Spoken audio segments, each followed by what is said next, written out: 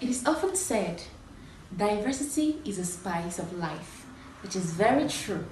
But you also agree with me that this same diversity is a main cause why people disagree and fight. So in simple words, diversity is a main cause of conflict. And to better enjoy the spice of life, we need to learn how to manage this conflict. In this video, we'll be learning more about conflict and conflict management. Stay tuned.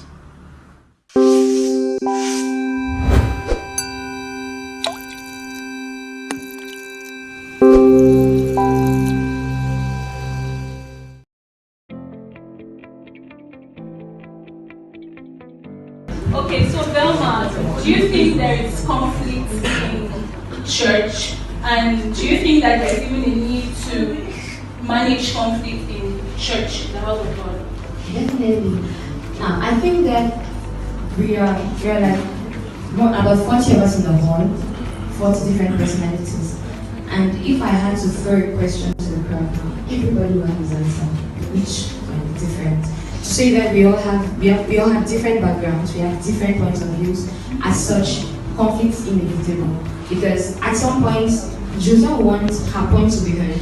Daniel wants his point to be heard. Laura wants her point to be heard. At the end of the day, we have to trash 2 points and keep one. Which two will be trashed? That's conflict. Okay, so I'm sure that we are wondering what is conflict, what is conflict. So we're going to ask Mrs. to define the conflict. What do you think is a conflict? Alright, a conflict is incompatibility of two ideas, opinions, or beliefs between two or more people. Sometimes it could result to an argument or a fight or an uncomfortable scenario. That's conflict. And there are actually several types of conflicts. Yeah, there are actually several types, but today we're going to be talking about interpersonal conflict between two people, two or more people. And Miss Velma, what do you think is conflict resolution? Conflict resolution is simply, I look at it in two facets. First of all, identifying that there is conflict, and then being able to handle the conflict in an amicable way, in a fair way, such that nobody is hurt. Because we always find ourselves in this place where you want to prioritize yourself. You want that one person should be heard, or in fact, you want yourself or your friend to be heard, to be heard, to be felt, to be sympathized with, forgetting the fact that there is another person who got hurt.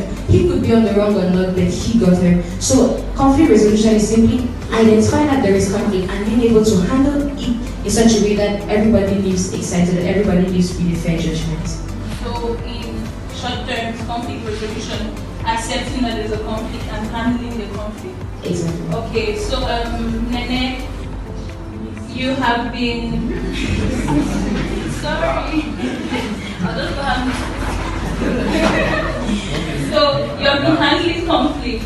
You've been working with people from different backgrounds and you've been handling conflict. How do you think conflict can be handled? Okay, first of all, I think that it's very important to start with, first of all, accepting the fact that there is a conflict and owning it. Like, you don't pretend that everything is fine. You can realize that maybe during a meeting or something there was some argument, and when you see the person the next time, people are not really fighting out or insulting each other, but you don't flow as you used to, and nobody is trying to make a sign. The first thing is that it will be good to accept that there is a conflict, own it. And of course, it needs courage. It's not easy for me to wake up to go and tell maybe brother in law that I think there is something we need to talk about. So you actually need to ask God to give us the courage. Like he says in Matthew 18 verse 15 that if your brother does wrong, walk up to him and show him his wrong. So I think that the first thing would be to go up to that person, make the first move, irrespective of if you're right or you're wrong. Just make the first move and go up to that person. Different. So, Mama, what do you think about this? Yeah, I think that you should definitely own the conflict, own the fact that there's a conflict. And in addition to that, you should work on not blaming the other person. We always have this attitude of, he started it, why should I apologize when she's the one who started it? She started it deliberately. Because somebody doesn't just get that. No, there are people who are that troublesome who just fight for nothing. Like, what just happened? But generally, you discover that she just got up quietly and left. But if there is actually a conflict, means that two of us had an issue, it's because one person started it and another person provoked it or who kept the fire burning of the conflict. So you should be able to identify that I was wrong on my own side and act on that. Don't always try to point the finger, this person did it, I didn't start that, all of that. I think it's a very powerful way of handling conflict.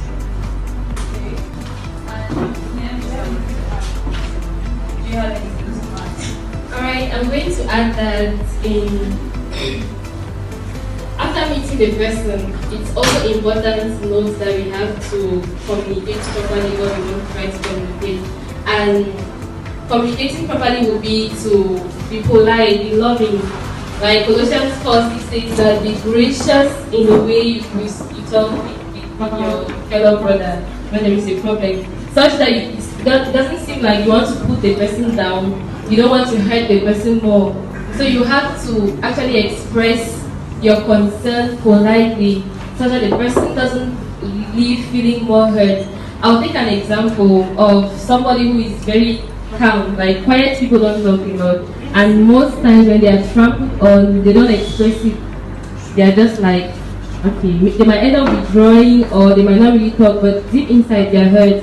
And now if you want to address that kind of a scenario, the first person comes and is like, Vanessa, you like pretending a lot. The last time we spoke, you made me understand that everything was okay. You said you were fine, nothing was wrong, but you have been acting funny. We have not been flowing as we used to be.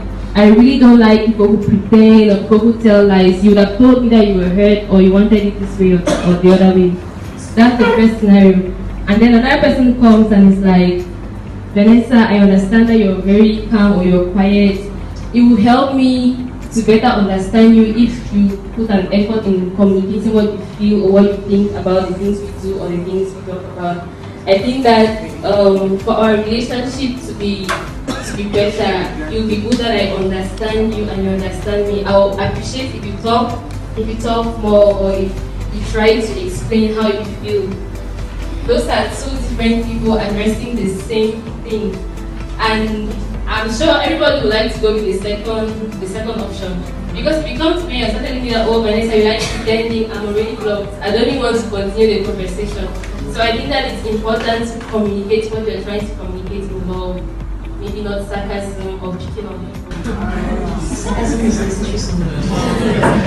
Anyways, talking about her, I think that we are all emotional beings, and if there was conflict, it's because there were emotions that were flying in the air, or in fact there were emotions generally. So you should be attentive to the other person's hurt. It's something that is very important. And I'm going to draw, now we've been talking about interpersonal conflicts, yes, but I'm going to pull us a little bit to social media. We use WhatsApp a lot. We have the World Genders page. There are people who have said they will never talk on the World Genders page. There are people who have said they will never talk on the Genders page. Why? Because the prophet said something and everybody just fell on them. Where are you from? They're not deep, they're too shallow, you're too right. You know, so you should be attentive to people's hurt. I am using social media because it's one of the things that we use now very often. And there are a lot of things that we start on social media, and now you hear a lot of things that I don't like this person. Not because of the one-on-one encounter you have with the person, but because of something the person just put on a text and sent on the group. In his mind, it was so innocent, but to you, you read it differently. What's my point? When you want to communicate, you should do your best to offend the minimum number of people. The fact is that you cannot not offend everybody, but you can try to offend the minimum number of people. And that's being conscious of the fact that in this group, there are different kinds of people, there are different personalities that are represented here. If I say this thing, how will this kind of person take it? How will this kind of person take it? So you try to come across as neutral as possible. That's being sensitive to the hurt of people. And I think that things like this will even avoid conflict in the first place. So that you have conflict with the very rare people. Okay, so I mean, we cannot exhaust conflict management, we cannot exhaust how to handle a conflict. So I actually want to hear from some of us here how they handle conflict, interpersonal conflicts, conflicts with Christians, conflicts with unbelievers. How do you handle it? And I'm thinking, since Brother Gani always likes talking a lot, he's going to start.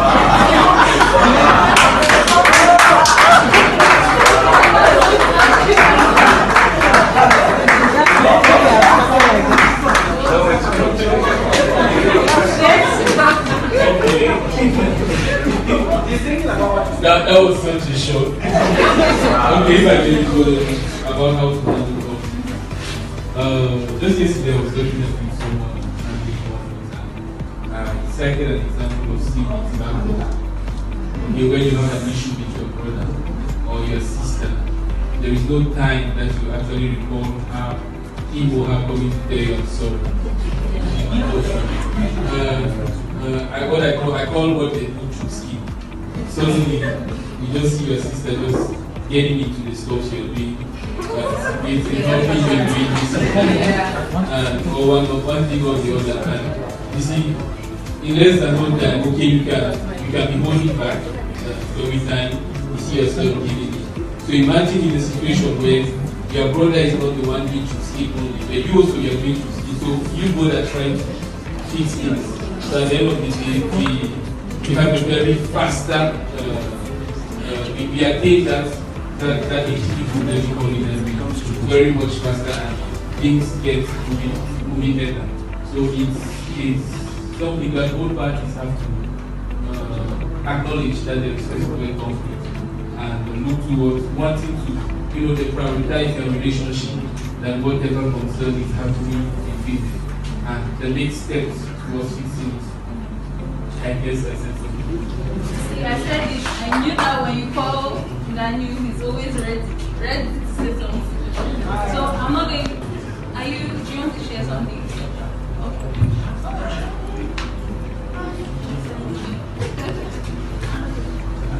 Good evening, everyone. What I want to share is that it actually involves bringing in a third party. Usually, it's difficult to be the accuser and the judge.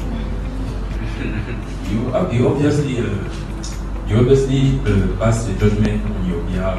That's the most probable thing to happen. So you rather have someone who is more experienced, who usually take age, and he will certainly be impartial. Solve the problem. That's my contribution. Okay, I think it's also important when you want to handle the conflict to try to be yourself in handling it. If you try to turn around, to speak around, try to be sometimes too soft, you are going to instantly act hypocrite. I think when you want to handle the conflict, you should let the person know the kind of person you are. If you are someone who is direct, you say your things directly. You should not try to play around to make as if you want to make the situation too soft. I think you should be yourself when you handle conflict. It helps a lot. Just to say that there is a difference between being direct and being impolite. So talking about flexibility, you raised an important point. How do you think, who do you think can come in as a third party? Because we know everybody can be a third party. You can go and the person causes more trouble. So who exactly can be a third party? The Christian milieu. Okay, in the Christian milieu, I think that if there has to be a third party, it should be a spiritual authority. Like, I'll still go back to the Bible. It's clear. The Bible says that a believer should not take a case to a court or to an unbeliever to solve. I think getting to a spiritual authority will most probably be, in fact, is the best option. That's when you're talking about conflict between believers. But imagine as a non-believer, he will not understand the spiritual authorities and take him to court.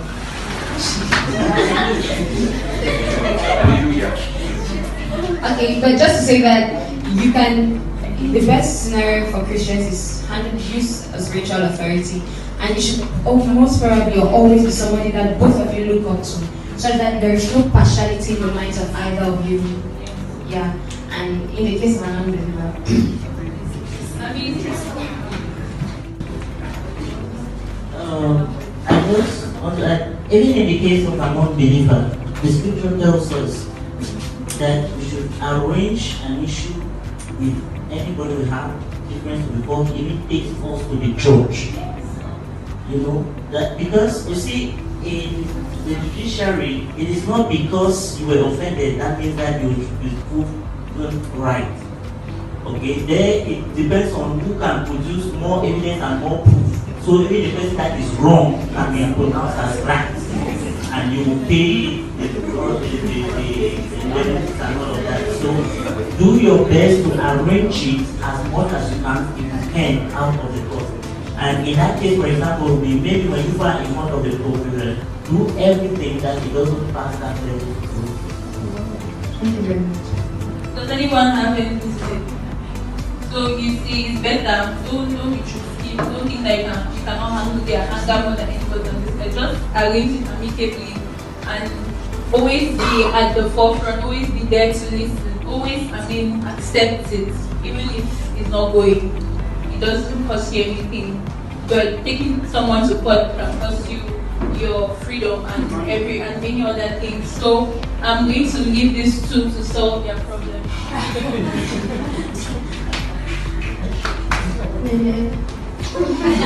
really wanted to sit there, you see, so I'm sorry.